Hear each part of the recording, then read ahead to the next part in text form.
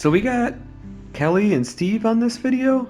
We've played a lot of Elden Ring Nightreign, and when the new Deepa Night mode came out, it's funny, we made a review video of Elden Ring Nightreign, and one of the comments I made on there is that they're going to need to include something. Like my ideas, I'm like, this really won't work, but I'm like, they need to include something like a new game plus mode into the game. Something to make it more difficult, because I knew that that was going to be a problem for people that would cause them to stop playing. And this is kind of their short-term answer to it. It's really interesting just to kind of start off with the general feelings of it. I don't think it was something that was like planned before release, so I think it was more of like an experiment to start with, and it's very possible that there could be more updates coming to it in the future, especially with the new DLC coming out here shortly.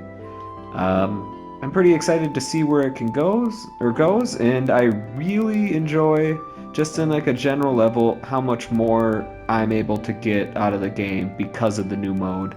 And I would say the upgraded difficulty that it adds to it, because most certainly I feel without this new mode, the game would have been a little bit lacking, at least over the past while. And even if they come out with new bosses, or even a new map, you know, those would eventually run stale if they didn't have something like this incorporated. Yeah, so let's dive into it a little bit more. So we both have our own notes. We're going to talk about the stuff that we found interesting about the DLC, some of the stuff we like, some of the stuff we dislike. And for you listeners out there, just feel free to grab a drink and enjoy someone talking about a game that you probably also spend a lot of hours on, I have to imagine, if you're looking up content on it. One thing that I immediately really like about this new mode is how creative they got with it, because some of the stuff that you would immediately expect them to do, like increase the damage that they do and increase the damage that they can take, and probably a boss randomizer. That's something that me and Steve were already doing on our own from like the main bosses.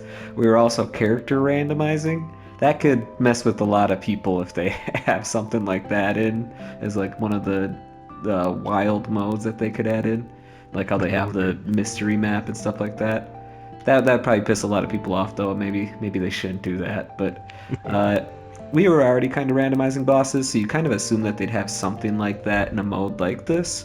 But then they went a step farther and they added on more relic abilities, these Deepa Night relics with these negative traits, and even just like the red enemies that are scattered kind of randomly throughout the map. It's more than what I would have assumed that they would have did just to start. And some of the new relic abilities, yeah, some of them are less so, but some of them make the game a lot more fun to play. No, I'd agree. And actually, I'd say another neat thing about the way they varied the difficulty is they didn't just, like you said, slap a damage multiplier and a health multiplier and call it a day. They actually gave you incentive to take on harder challenges like the red enemies, because the red enemies will drop twice the XP. Kill a red Crucible Knight, you get 30,000 XP, as opposed to like the 15 or so. So you actually are motivated to like go after them, and they have the red drops on top of it, which is the double buff and a negative, you know? Yeah, and one nice thing about this video is that we're taking some time. Like we didn't make this video until I got like max rank. One, because we're lazy, but also now we have enough experience in the game to really give a good thought process on it. I know some of the videos that came out early when they were just talking about the Deepa Night mode. I remember one of them in particular was just like, well, you never really want to pick up the red weapons because the negatives are too much, but it's just like, nah, you pick up red weapons all the time. Sometimes those negatives really don't matter that much at all. Like, Right? sometimes they're a little bit more detrimental, like the continuous HP loss, but I've even done a run where if you have no damage negation at full HP and no attack power at full HP because you just can't find those, and you have a really good weapon with continuous HP loss on it, you don't like it, but you could still do that. And even on like a rank 5 run, you just have to just not get hit, and if you don't have damage negation, you have to not get hit anyways, so it's really not that bad of a negative in every situation. Some of those negatives too, like it does give you something to think about a little bit more than what was originally there, and then you get the double benefits that can come with that too, where you can get like, I play a lot of the Witch. I think we'll be talking about that later on in this video as well. but you could get like magic damage up and like attack power at full HP up on the same thing, and you're like, holy shit, that's a massive like attack increase. So you can get some really cool stuff with these red weapons that drop from these guys. Right. And in addition, the red weapons actually just have a higher base value than a purple weapon. They're kind of like a pseudo-legendary. Yeah, they're not quite legendaries, but they're right in between there, between the purple and the red. Yeah, it's you can get some really powerful weapons for sure. Right. Although if you are looking for some particular cons to watch out for, I definitely, like we said, continuous HP loss, as well as repeated evasions, lower stamina, or lower damage, and definitely lower stamina, lowers damage negation. Yeah, anything That's that one makes... that sneaks up on you. Yeah, the stamina one's not quite as bad as those first two most of the time, but it is something that you have to factor in, and one that you assume, because you're always thinking of the end of the game when you're in the final like boss fight. You're like, well, the night damage one, I guess that doesn't really do anything, you know, that one's fine, but that can mess up your entire run quick. Yeah, we've lost some runs to that. Again, there's the +1, variants or so. Those aren't bad. You'll hardly notice them. But the percentage ones, holy crap. You just die as soon as you touch that fire. Yeah, you have 100% or 150 on there, or even more than one. Like your health bar just immediately disappears. And you know your teammates will be sitting there fighting someone because they don't have it on. And then you have to bail too. So it can be a little hard to communicate that sometimes, but it's definitely a cool thing to have in there. Right, no, it was a great idea, and they could do more like that. I think there is a lot of room there. Yeah, I mean, I wouldn't have thought up some of the stuff that they already did, so it would be cool to see if they do update it to add even more to this Deep of Night mode. And I think this game is kind of, like the entire game is more of an experiment than anything else, so I think this ranked mode is also kind of an experiment, so I think I'm saying that word wrong, but that's alright. Yeah, another thing I've been really kind of finding interested in, because we have the DLC coming up, and we were talking earlier, like, how's this going to feel when we go into the DLC bosses after playing Deep of Night, like Depth 4, Depth 5 for you mainly, and it's like, it's just going to be like a Rock Lee removing the training weights, suddenly we're moving like the wind, like, oh crap, this is actually too easy now. I think it's going to be... going to really tune them up. I think the bosses are still going to be hard, because the reason why we're able to beat rank 5 bosses now is because you know their attacks. But if you're facing a brand new boss that's throwing new attack patterns at you, you're still going to get hit, even if they don't one-hit you or whatever.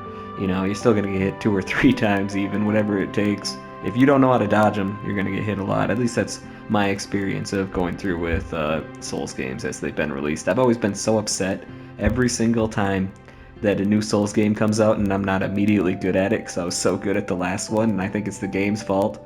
I go through a griefing stage every single time a new game comes out. But, right. And then every boss has its bullshit move, which it's not actually bullshit, but it's bullshit because how you're supposed to know. Yeah. At the first run. Yeah, like even when Everdark Adele first came out and he makes his tornado, like, oh, you gotta actually go into the tornado? Well, that seems counterintuitive. Like, right. Jump in, of course, but... One of the worst examples of that is actually in base Elden Ring with Waterfowl Dance, which is, yeah, you can dodge it, but how the hell are you supposed to know? You have to dodge this way, run back, dodge to the left here. It's kind of... They don't quite have anything that bad in Nightreign so far, but maybe. Right. So yeah, we'll get caught on that, I'm sure, a couple of times with the new bosses, but it's possible. I'm just kind of wondering how that's going to feel like stepping out of Depth 4 and 5, you know?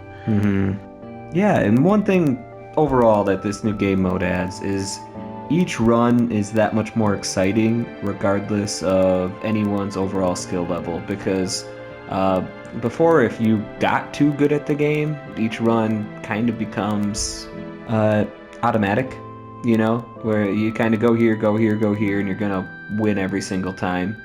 It feels less automatic, even with the paths you're going to take now in the new mode.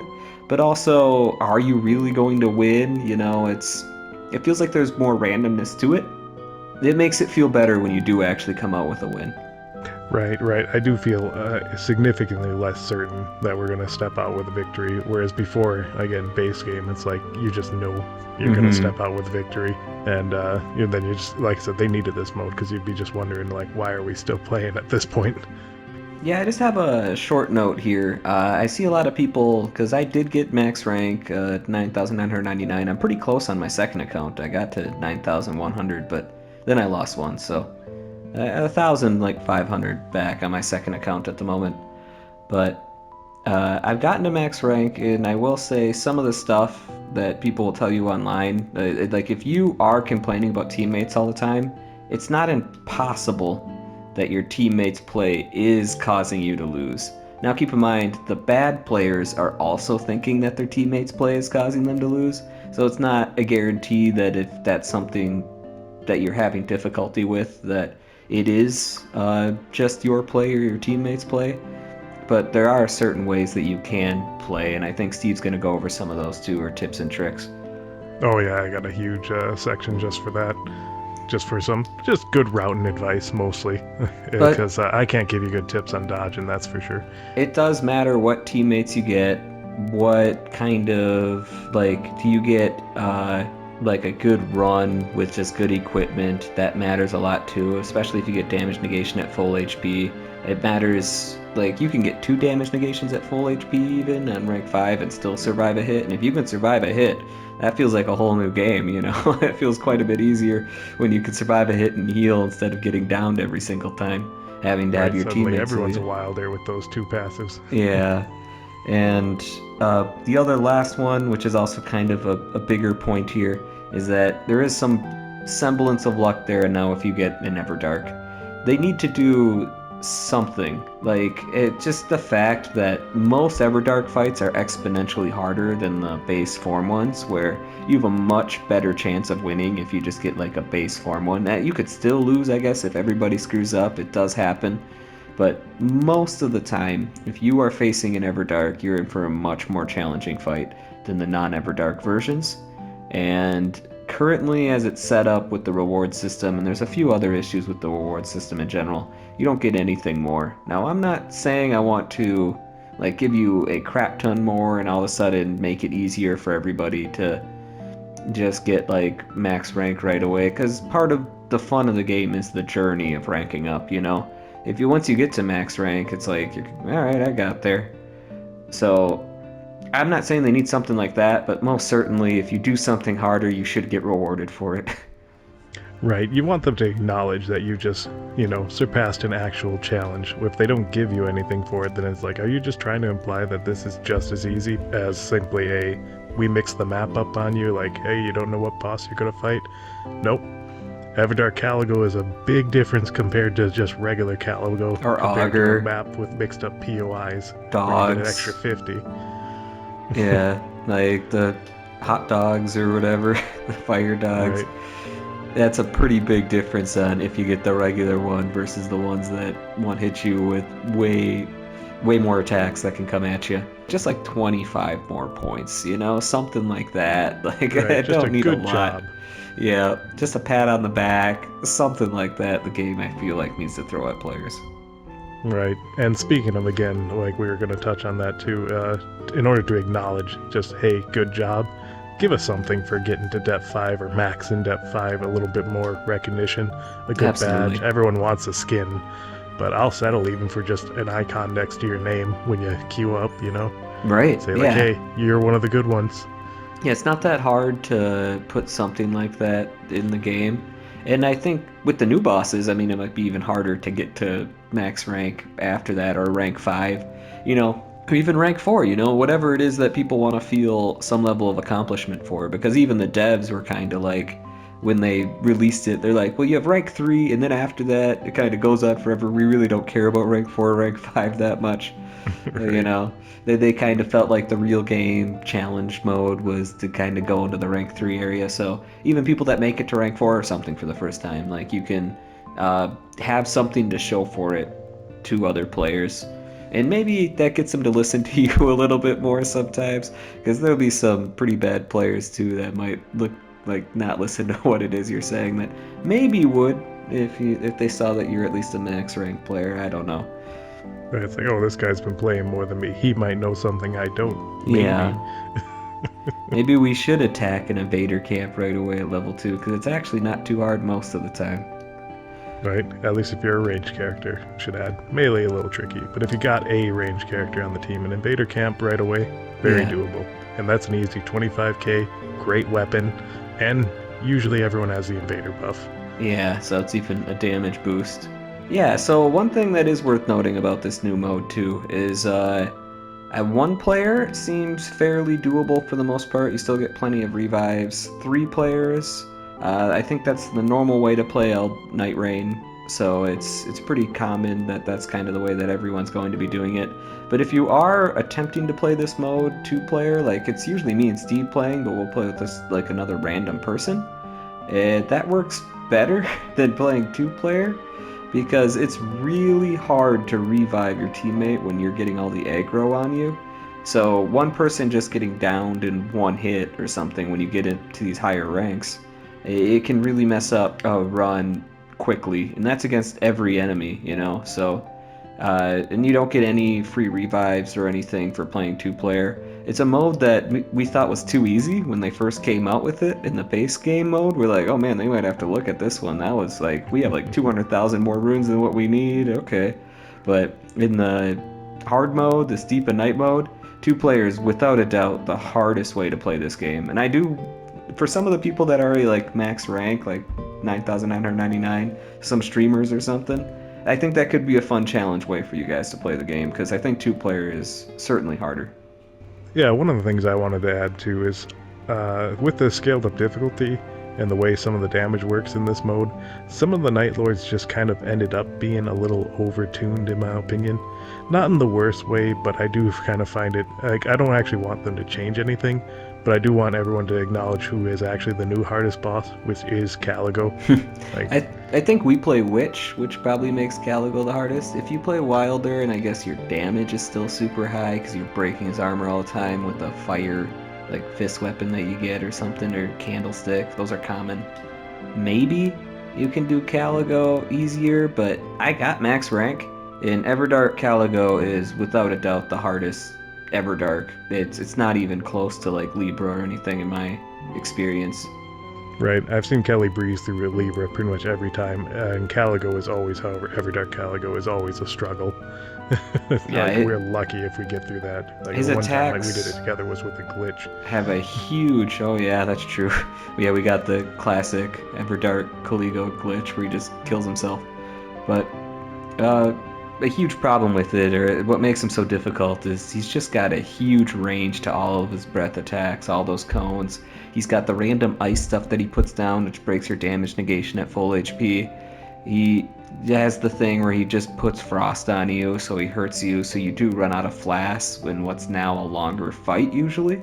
So he's just got a lot going for him that makes him really difficult. And even the breath attacks that he does come at you with, they're really hard to visualize. Like when he breezes around in like he's moving left to right or even in a circle, it's really hard to visualize when the breath is coming to hit you. So it's not quite as easy as it is to dodge plenty of other attacks. So at least for me Right. and Steve, by far the hardest boss fight. I don't think that there should be a lot of competition. Bugs were hard, but I've pretty much figured them out at this point. So really the only hard attack that is kind of bullshit on that one is if you, in Everdark Bugs, if the flying one gets possessed, its final attack, you have to be like 5 miles away, and then you have to button bash circle and maybe use your ult, and then you'll survive it. Like, it's because you'll run out of stamina button bashing circle while the attack's still going on. You might be able to hide behind the body, but even that's not always safe of the guy on the ground. So that attack is pretty bullshit, but the rest of the boss fight's pretty manageable, and you could just not attack the flying guy as well. Are you there, Steve? Yeah, Okay. you cut out though after you said you could just attack the flying guys well, then it all went quiet. Oh, I did? Yeah. Did I talk about the attack? Yeah, you did. That was only Okay. just cut out right at the end there. So that's why I was quiet. I'm like, oh, is he finishing his sentence? Then I heard a beer go down. Maybe he just stopped to drink a beer. Odd time, but It's never the wrong Sentence time to hold up. drink beer, Steve. Need a dramatic pause here. Yeah. But Yeah, another one just quick a note too to add to Caligo is he also just has a lot of sweep and area of effect attacks that can wipe out everyone in one fell swoop, which is like, well, that's game over. So Yeah. it's just all of his attacks are very wide arc and wide sweeping, whereas a lot of other bosses actually kind of focus on one guy a little more, whereas Caligo's just like, I'm gonna hit everyone. Yeah, he's tough. Everyone everywhere all at once. Yeah, and I think it's fine if he is tough. I'm okay with him being hard, but we just need some community respect here on Calico's name. Right, let's just acknowledge that, and the higher depth Everdark at Caligo might take the crown as the hardest one for the time being. Yeah, I'm with you. Well, another note then to add with the Deep of Night changes. I feel like the Day 3 rain has been overtuned at the moment. Oh, yeah, it Essentially, kind of it's came doing with it. way too many things. Yeah. And I agree, it's a change that needed to be made. You don't need people to be running around endlessly. I could see why that'd be an issue. But it didn't need to be scaled that much. Yeah, I'm not Essentially, sure. it slows you down, they shut off the graces, and it does more damage. Was Like, that that's just too before? many things. Was that before Deep of Night that they made that It came update? with the patch right to the Deep of Night, so, Okay. like, Yeah, I know. I really don't care for the idea that, like, if you do kind of get screwed over, you're in the fire. Like, if your runes are in the runes or something, or in the temple or something, like right next to it, or a fort right next to it, you still can't get them. And that is pretty frustrating. You can plan your day around it. So, now that you know it's a thing, you can make sure it doesn't happen. But it is really punishing in a way that I agree with you. I don't think it does need to be. right? Because, yeah, you don't need players running around all day, like, after the end of the fight. I can see why they'd want to put a stop to that. But you shut off the graces, they can't go far, yet you can still go get your runes and use up your flasks and get back, and then done. Yeah, you're probably not doing a lot outside without graces being turned on. Exactly. Once you run out of flasks, you're pretty much done being outside. So one thing that we do need to talk about with this new mode is it does change what characters are going to be viable. So I think most people watching this video would kind of guess where it is we're going with this. So like Raider and Revenant are just far less viable just because of the amount of damage that's being done. So like your summons as a Revenant, which did help in the base version. Like I used to just solo Revenant and like you could just solo bosses because you have something drawn aggro. You're doing pretty good damage with your incantations. And you could just solo bosses by yourself. That's something that's much more harder to do when your summons now die in like 1 or 2 hits. And with the Raider, like his whole thing was kind of tanking damage. So outside of that, I feel like most of the characters, even if they're not perfectly balanced, are at least okay. And some of how bad the characters are still overblown. Like Revenant is the one that's like, oh, that's the worst one, because you have the only waifu person talking about it every fucking 3 seconds in their YouTube videos. It still, can do good damage. You could still build a really good Revenant during a run. Like, sure, you might need to get a little luck to either get a lightning or a God's Flame spell, but those are pretty common too. So I would say it's only a little bit of luck that you need, but you still need at least a little bit. Even the character is still usable, I would say. Like there could still be some good faith incantations, and you can get some really good relics that you could stack with that. But most certainly, I would agree that the character could use a buff to make it more playable. And just 2 quick fixes here I have for those 2 characters in particular is Revenant. Just make it where the summons can take more damage again. Maybe something as simple, and you can just do this through a relic, so it doesn't need to be like a straight up buff to the character, but it could instead be like a character specific relic that's in the Deep of Night mode 1. So a Deep of Night relic that you just get more for each boss you kill, or maybe it's more each runes that you take out, so it could be specific to clearing out a certain objective point. Something like that just gives your summons more HP. Along with that, with the Raider, I don't think I would go quite as complicated with that one. I would just give him a Raider-specific Deep of Night relic that just gives him damage negation at full HP, somewhere like 20 or 30% just at the start. Because that alone would allow you to be able to tank and would make him a much more tanky character. And it would kind of allow him to keep what it was that he was known for being able to do. And it'd be a pretty strong character then if you just had something like that immediately that you could stack again with something in your inventory. Right. My thoughts too were very similar with the Revenant, just give her something to scale up her summons. The Raider too, you could also... The main thing that I think of is these characters became less viable than other characters, mainly just because their skills became more obsolete compared to other characters. So essentially like a Wild's grapple hook and thing, that's going to be just as useful in Deep in Night as is in any other form. Mm-hmm. But a Revenant summoning, yeah, it loses its weight when they're just going to die in the first hit. Raider's special skill, kind of pointless if the attack hits you and you still take a massive chunk of damage. So as far as I'm concerned, Raider, you could also just buff the defense on his skill in Deep in Night. Just like, and there you go, problem solved. Like, Raider's skill actually works like it's supposed to work. And this where he uses it, doesn't take damage. And this last one's less of a Deep in Night problem, but I'm sure it's something that you've heard from other people. It's not anything new or original. But Guardian, just have something, a start menu option. So you edit it in, and then you have a start menu option, stance mode for Guardian. That you want to turn it on where you have to dash, or you can just turn it like off where you just can press block and immediately go into stance mode. I think if you did that for Guardian, he would just become better by itself. It's not that you can't get into that stance mode pretty quick, but it's just another step that just makes it feel less intuitive than what it should be. Right, because yeah, I've mained Guardian for a long time, and I gotta say, just every now and then you'll screw up getting into your Steel Guard, and you feel it when you do. Because all of a sudden all your stamina's instantly gone because you did a regular guard. And I've seen people defend this argument too, that the regular guard is still viable in Elden Ring, or in Nightreign, and it is still viable as like a one and done kind of block, but you are going to lose all your stamina, and no one bullshit me on that one. It goes away almost instantly. Mm-hmm. Like, I've seen some people really like talk out their ass on that. Like, oh no, you could still do a regular block even as a Guardian. No, you can't.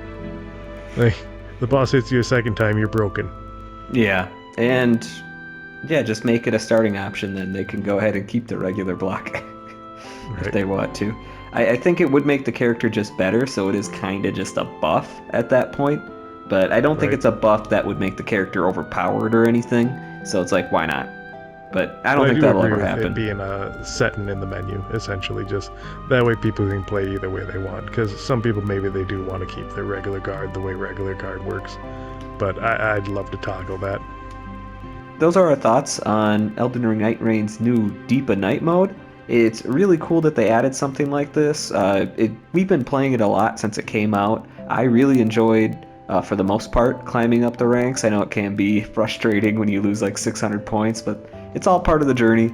You're supposed to hate yourself, for a part of it, I guess. But it was fun when you finally get there, and it's really rewarding in a way that I haven't played or experienced in a video game in quite some time.